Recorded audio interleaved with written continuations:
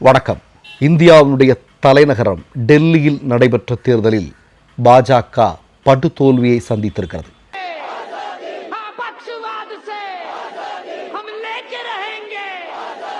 மோடி அமித்ஷாவினுடைய மூக்கின் நுனியில் இருக்கக்கூடிய ஒரு இடத்துல ஒரு தேர்தல் நடக்குது.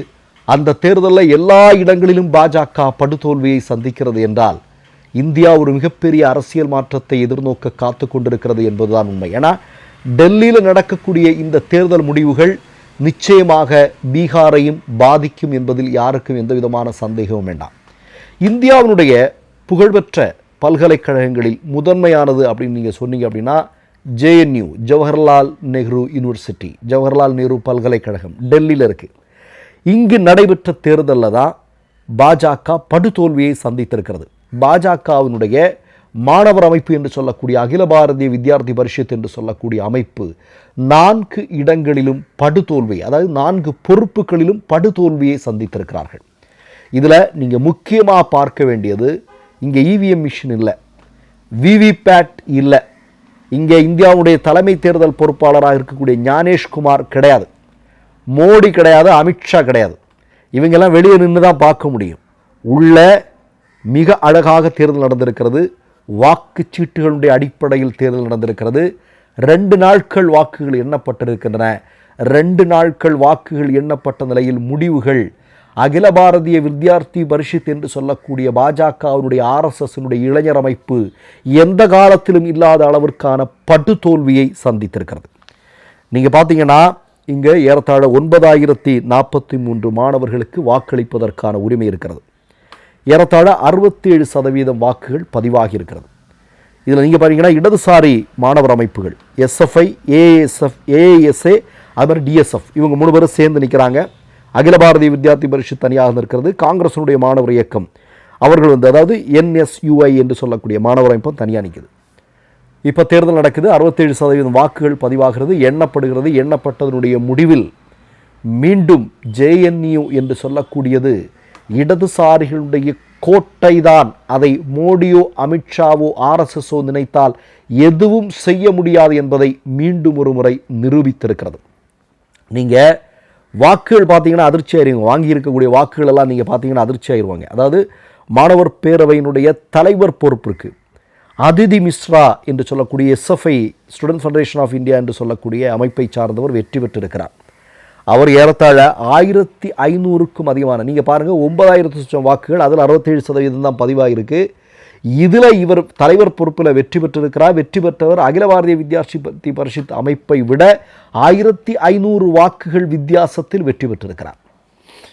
செயலர் பொறுப்பு அதே மாதிரி 1000 வாக்குகள். எல்லாமே 100, 200, 300 அப்படிங்கிறதல்ல.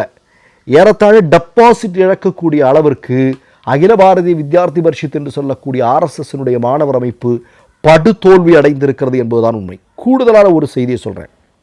என்ன அப்படின்னா, மோடியினுடைய ஆட்சியில் பெண்களுடைய நிலைமை என்னங்கிறது நமக்கு தெரியும் இல்லையா?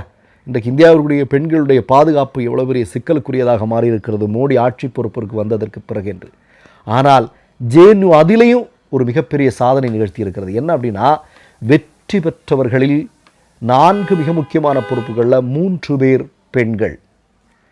கடந்த முறை நடைபெற்ற தேர்தலில் பல வருடங்களுக்கு பிறகு அகில பாரதிய வித்யார்த்தி பரிஷத் என்று சொல்லக்கூடிய RSSனுடைய மாணவர் அமைப்பில் ஒரே ஒரு பொறுப்பில் வெற்றி பெற்றார்கள். இணை செயலாளர் என்கிற பொறுப்பில் வெற்றி பெற்றார்கள். இந்த முறை அதிலும் அவர்கள் தோல்வி அடைந்திருக்கிறார்கள் என்பதுதான் உண்மை. ஒட்டுமொத்தமாக வாஷ் அவுட். ஏன் இந்த வெற்றி மிகப்பெரியது? ஏன்னா இந்த வெற்றி என்பது பக்கத்தில் நடக்கக்கூடிய பீகார் தேர்தலை எதிரொலிக்கும். ஏன்னா டெல்லியில் பாஜக தோல்வி அடையுது அப்படின்னா அது பீகார்லேயும் அது நிச்சயமாக எதிரொலிக்கும். பீகாரில் எதிரொலிக்கிறது, உத்தரப்பிரதேசத்தில் எதிரொலிக்கும். இதெல்லாம் நடக்கத்தான் செய்யும். இப்போ நான் ஒரு கூடுதலான ஒரு செய்தியை சொல்கிறேன். என்ன அப்படின்னா, நீங்கள் மோடி அவர்கள் ஆட்சி பொறுப்பிற்கு வந்ததற்கு பிறகு முக்கியமாக நீங்கள் பார்த்தீங்கன்னா உயர் பல்கலைக்கழகங்களில் RSS தீவிரமாக சில விஷயங்களை பண்ண ஆரம்பித்தாங்க. வெளியிலிருந்து ஆட்கள் உள்ளே போய் மிரட்டுறது, அடிக்கிறது, கரண்ட் ஆஃப் பண்ணிவிட்டு அந்த மக்களுக்கு மிகப்பெரிய அளவில் இடையூறுகள் விளைப்பது உங்களுக்கெல்லாம் தெரியும். இதே SFI அமைப்பை சார்ந்த மாணவர் அமைப்பினுடைய தலைமை பொறுப்பில் இருந்தவர்களுடைய மண்டையெல்லாம் உடைக்கப்பட்டது. கட்டோடு வெளியே போராடின காட்சியெல்லாம் பார்த்தோம். ஏன்னா வெளியிலேருந்து ரவுடிகளை ஒரு பல்கலைக்கழகத்திற்குள்ளே பிஜேபிக்காரன் கொண்டு மிகப்பெரிய அளவில் பிரச்சனையை உருவாக்குறான். ஏன் அப்படின்னா உங்களுக்கு நல்லா தெரியும், எப்படியோ இந்த பாபர் மசூதியை இடித்து எதெல்லாமோ பண்ணி குஜராத் மாடல்னு ஒரு பொய்யை சொல்லி அப்படியெல்லாம் சொல்லி 15 லட்சம்லாம் சொல்லி ஆட்சி பொறுப்புக்கு வந்துட்டாருங்க. அதை வச்சு ஒரு 10 வருஷம் 15 வருஷம் எப்படியே நீட்டி போகலாம். ஆனால் அடுத்த தலைமுறையை உருவாக்கணும் இல்லையா? ஆர்எஸ்எஸ் அடுத்த ஜென்ரேஷனை பாஜகவிற்கு தயார்படுத்தணும். அப்போ அதற்கு சரியான இடம் எங்கே? பல்கலைக்கழகங்கள். அப்போ இந்த பல்கலைக்கழகங்களில் இவனுங்க கண் வைக்கிறானுங்க. இப்போ இந்த இடத்துல நீங்கள் பார்த்தீங்கன்னா பெரியார் புகைப்படத்தை வைத்தார்கள் என்பதற்காக அந்த எவ்வளோ பெரிய பிரச்சனை உள்ளவை பண்ணாங்கன்னு தெரியுமா? அதே மாதிரி நான்வெஜ் சாப்பிட்றாங்க அப்படின்னு சொல்லி அந்த பிள்ளைகளுக்கு எவ்வளோ பெரிய தொந்தரவுகள் கொடுக்கப்பட்டது அப்படிங்கிறதெல்லாம் நமக்கு தெரியும். நம்ம கண்கூடாக பார்த்தோம். அவ்வளோ பெரிய அளவில் பல்கலைக்கழகங்களை மீது தாக்குதலை ஆர்எஸ்எஸ் தொடுத்து கொண்டிருந்தது என்பது. ஆனால் அவற்றையெல்லாம் முறியடித்துட்டு இன்றைக்கி அந்த இடத்துல பாஜகவை படுதோல்வி அடைய செய்து இன்றைக்கு இடதுசாரி கட்சிகள், மிகப்பெரிய இடதுசாரி கட்சியினுடைய மாணவர் அமைப்புகள் இவ்வளோ பெரிய வெற்றியை ஈட்டியிருப்பது என்பது சாதாரணமான விஷயம் இல்லை. நான் என்ன சொல்கிறேன்னா, மீண்டும் மீண்டும் சொல்ல வேண்டியது, வாக்குச்சீட்டுகளுடைய அடிப்படையில் நடைபெற்ற தேர்தலில் இவ்வளோ பெரிய வெற்றி சாத்தியமாகிறது என்றால் இன்றைக்கு இந்தியா முழுவதும் ஒரு குரல் மேலெழும்பி கொண்டிருக்கிறது. என்ன? அதாவது இவிஎம் மிஷின், தேர்தல் ஆணையம், இந்த குரூப்பு எல்லாம் சேர்ந்து ஒட்டுமொத்தமாக வாக்குகளை திருடி பாஜகவை வெற்றி பெறச் செய்து கொண்டிருக்கிறது. அது எல்லா இடத்துலையும் நடந்து கொண்டிருக்கிறது. ஹரியானாவில் நடந்திருக்கிறது, மகாராஷ்டிராவில் நடந்திருக்கிறது, கர்நாடகாவில் நடந்திருக்கிறது, இந்தியாவுடைய பெரும்பாலான பகுதிகளில் நடந்திருக்கிறது. அப்படித்தான் மோடி தொடர்ந்து வெற்றி பெற்று கொண்டிருக்கிறார், வடை சுட்டு கொண்டிருக்கிறார் அப்படிங்கிறத தெள்ள தெளிவாக எல்லோரும் சொல்லிக் கொண்டிருக்கிறார்கள். அதை நம்ம கண்கூடாக பார்க்கிறோம். அதெல்லாம் நடந்து கொண்டு தான் இருக்கிறது இல்லையா? அப்போ வாக்குச்சீட்டினுடைய அடிப்படையில் ஒரு இடத்துல தேர்தல் நடக்குது, அங்கே சர்வசாதாரணமாக பாஜக டெபாசிட் இழக்கிறாங்க, படுதோல்வியை சந்திக்கிறாங்க. கொஞ்சம் யோசிச்சு பாருங்க. இவ்வளோ இப்போ மோடி இருக்கிறார், அங்கே அமித்ஷா இருக்கிறாங்க, 1000 கோடிக்கு ஆர்எஸ்எஸ்காரன் கட்டிடம் கட்டி அங்கே வச்சிருக்கிறான் டெல்லிங்கிற இடம். இப்போ அவனுங்க ரூலிங் பார்ட்டி இல்லையா? கடந்த காலங்களில் ஆம் ஆத்மி இருந்தது, இப்போ பிஜேபி தான் டெல்லியில் ஆளும் கட்சி.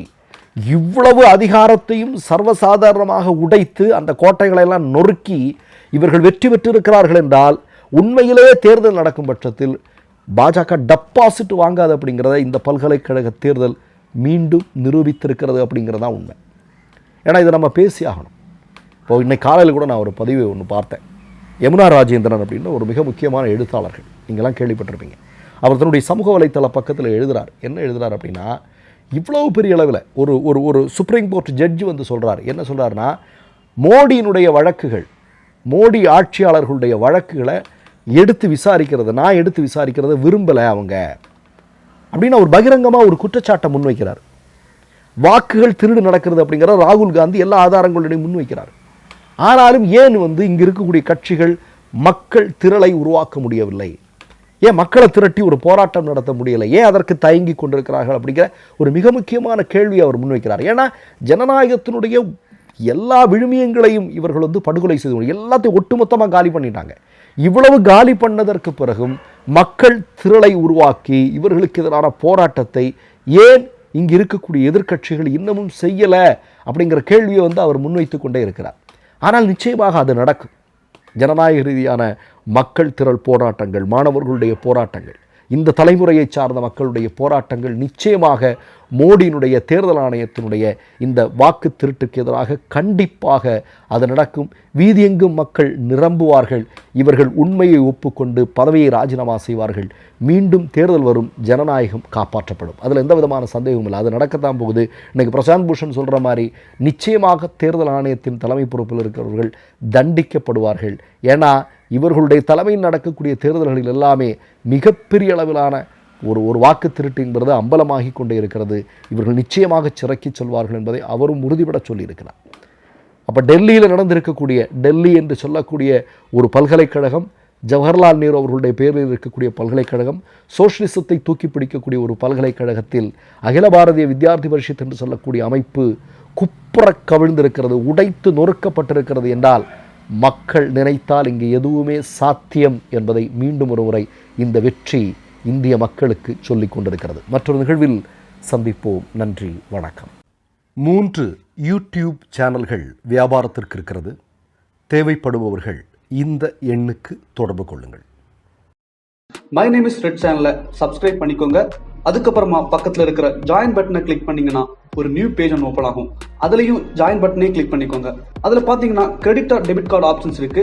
இதுல உங்களுக்கு விசா, மாஸ்டர் கார்டு, ரிப்பே அப்படின்னு 3 ஆப்ஷன்ஸ் கொடுத்துருக்காங்க. அதுல நீங்க எந்த கார்டு சூஸ் பண்றீங்களோ அந்த கார்டோட நம்பர் என்டர் பண்ணிக்கோங்க. அப்புறமா கார்டோட வேலிடிட்டி மந்த் அண்ட் இயரை டைப் பண்ணிக்கோங்க.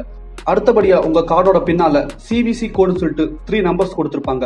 அந்த நம்பரை இதுல என்டர் பண்ணிக்கோங்க. அப்புறமா அட்ரஸ் அண்ட் இன்ஃபர்மேஷன் என்டர் பண்ணிட்டு பைங்கிற பட்டனை கிளிக் பண்ணிக்கோங்க. ஒருவேளை உங்க கார்டு நம்பர் இன்வாலிட்னு காமிச்சிச்சுன்னா உங்க கார்டுல இன்டர்நேஷனல் யூசேஜை எனேபிள் பண்ணுங்க.